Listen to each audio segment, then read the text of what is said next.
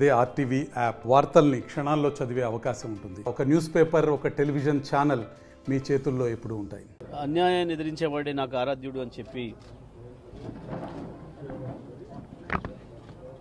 మానవజాతి ఉన్నంతకాలం ఒక పోరాట స్ఫూర్తినిచ్చే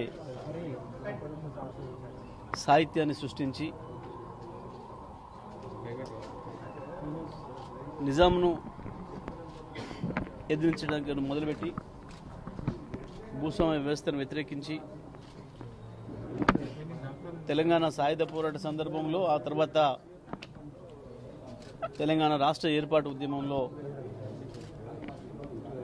స్ఫూర్తిని నింపిన మహనీయుడు కాళోజీ నారాయణరావు గారి జయంతి సందర్భంగా ఈరోజు వారికి నల్గొండ జిల్లా బీఆర్ఎస్ పార్టీ ఆఫీసులో ఘనమైన నివాళి అర్పించడం జరిగింది. కాళోజీ నారాయణరావు గారు తెలంగాణ మాత్రమే పరిమితమైన సాహిత్యాన్ని సృష్టించలేదు. మానవజాతి ఉన్నంతకాలం ఎక్కడ అన్యాయం ఉంటుందో అక్కడ తిరుగుబాటు జరగాలని, ప్రశ్నించే వాళ్ళంటే నాకు ఇష్టమని, ప్రశ్న అనేదే మనిషి యొక్క చైతన్యానికి నిదర్శనమని, ప్రశ్నించే వాళ్ళ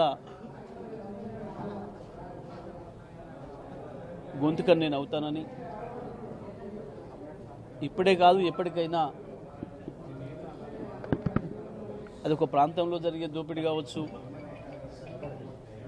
ఇంకా ఇతర రకాల ఏ దోపిడీనైనా కావచ్చు, ప్రశ్నించడం అలవాటు చేసుకోవాలి. ప్రజలు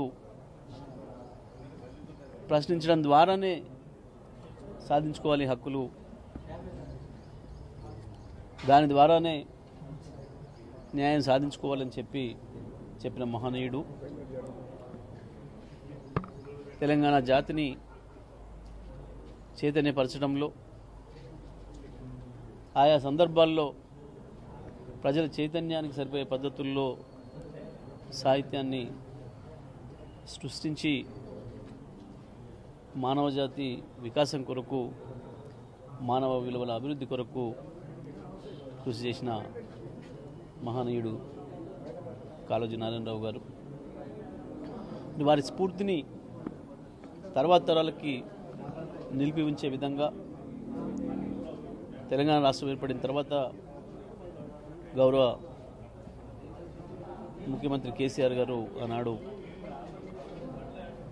కాళోజీ గారిని ఎప్పటికీ గుర్తుంచుకునే విధంగా ఉండాలని చెప్పి మరి వారు ఎక్కడ వరంగల్లో అయితే నివసించారో అక్కడ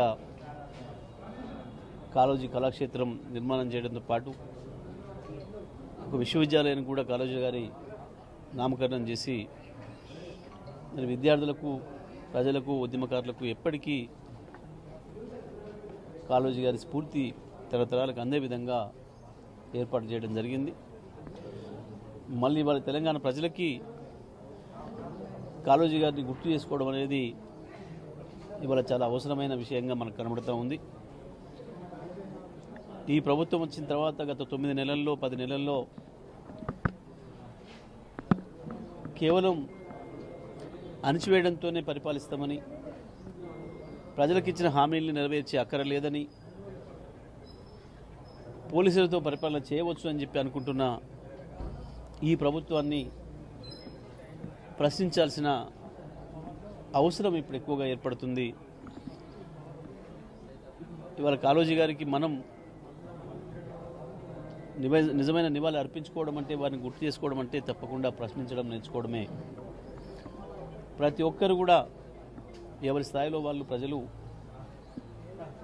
మీకు జరుగుతున్న అన్యాయాల్ని ప్రశ్నించడం మొదలుపెట్టండి, ప్రభుత్వాలను నిలదీయటం మొదలుపెట్టండి. దాని ద్వారా మీకు ఇచ్చిన హామీల్ని నెరవేర్చుకునేటట్టుగా ప్రభుత్వం మెడలు వంచే విధంగా కాళోజీ స్ఫూర్తిని మరొకసారి పొందుదామని చెప్పి ఈ సందర్భంగా విజ్ఞప్తి చేస్తూ, మరి మానవ జాతికి అత్యంత గొప్ప నినాదం ఇచ్చి అన్యాయాన్ని ఎదిరించేవాడే నాకు ఆరాధ్యుడు అని చెప్పిన కాళోజీ గారికి మరొకసారి నివాళులు అర్పిస్తాను. మరిన్ని వీడియోస్ కోసం ఛానల్ ని సబ్స్క్రైబ్ చేయండి, లేటెస్ట్ అప్డేట్స్ కోసం వాట్సాప్ ఛానల్ ని ఫాలో చేయండి అండ్ లింక్ డిస్క్రిప్షన్ లో ఉంది.